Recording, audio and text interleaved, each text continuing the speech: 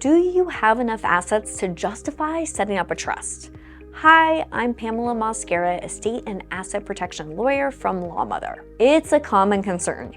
Do you need $1 million of assets or maybe $5 million before a trust makes sense? Let's dive into what setting up a trust actually does and why people at different wealth levels consider it. Why a trust? When people talk about trust, they're often thinking about a revocable living trust. This popular type of trust is created to avoid probate, which is a lengthy and costly probate process where your assets are frozen until the court steps in and transfers them to your heirs. Imagine this: if you keep property, accounts, and investments solely in your name, they'll be frozen upon your death.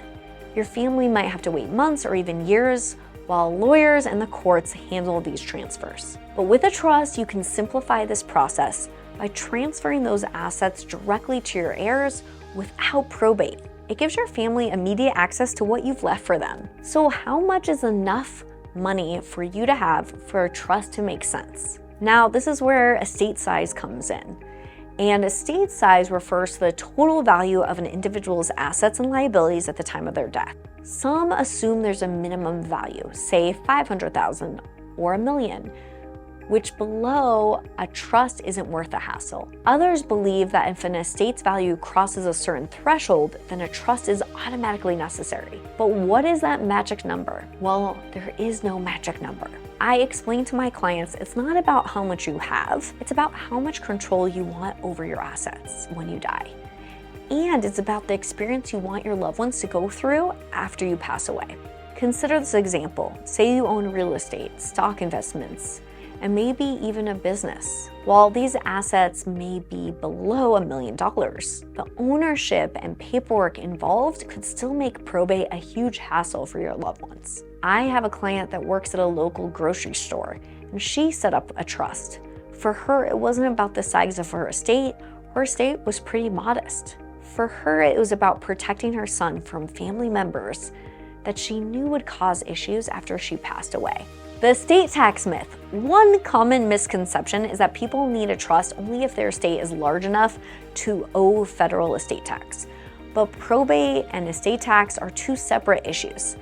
Federal estate tax only kicks in if your estate exceeds about $13 million, depending on the year. However, any estate with assets in the deceased's name, regardless of size, will go through probate unless a trust or other tool is in place to avoid it. So setting up a trust isn't just about estate tax, it's about keeping things easy for your loved ones when you pass away.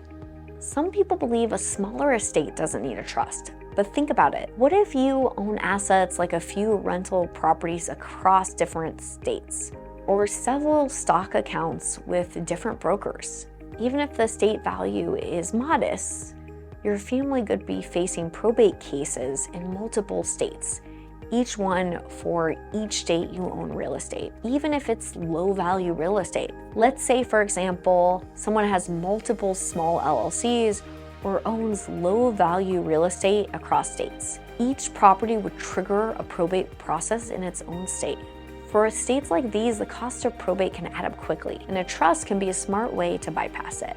When is probate not so bad? Some people have experienced probate firsthand and will tell you it wasn't difficult at all. Sometimes with organized family members, a proactive executor, and a helpful court official, probate can be manageable. In certain states, probate is simpler, less expensive, and less time-consuming than in others. However, it's wise to understand that probate's complexities vary widely, and what's straightforward in one case might be a nightmare in another. For example, I'm in Colorado, which is considered a probate-friendly state. However, I often hear from clients that their probate experience was a nightmare with their parents, and that's what motivates them to come get an estate plan. So what else besides estate size should factor into the decision? Many of my clients choose a trust for other reasons besides probate avoidance and costs. With a trust, you have a lot more options that are very important. For example, with a trust, you can get incapacity protection, which means if you become incapacitated and have no plan in place, the government is going to take control of your assets and medical decisions. With a trust, you decide, not the government, who will take control of your assets and how it will be passed along. Next, asset protection for your kids. With a trust, you can have your assets flow through to your children in a lifetime asset protection trust. protecting your children from future creditors and divorces. You can stagger distributions over time or designate someone to manage the assets for your kids. You also have more flexibility with a trust. For example, you can give percentages to people in charities. You can also create if-then scenarios. For example, you can stage if someone predeceases, who their share will go to. So who might skip a trust? Well, there is also the question of affordability. For some, particularly with the most modest means, the cost of setting up a trust may be out of reach. Perhaps a retired couple with a few savings accounts.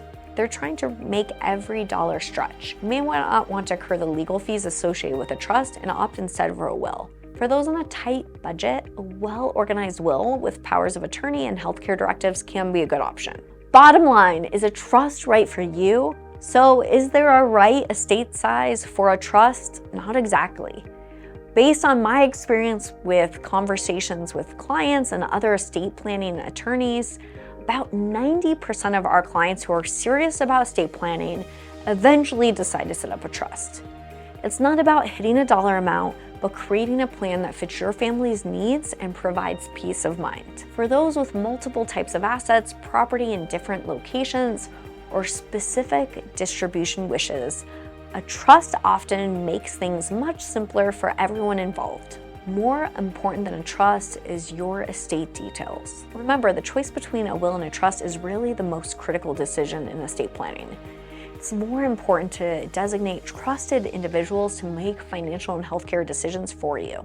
It's also more important to organize and document your assets and set up appropriate distribution schedules for your heirs. Plus, having conversations with your kids or future heirs can prevent conflict and confusion later on. If you liked this video, watch my video about what goes in a trust and what doesn't. I'll link it here.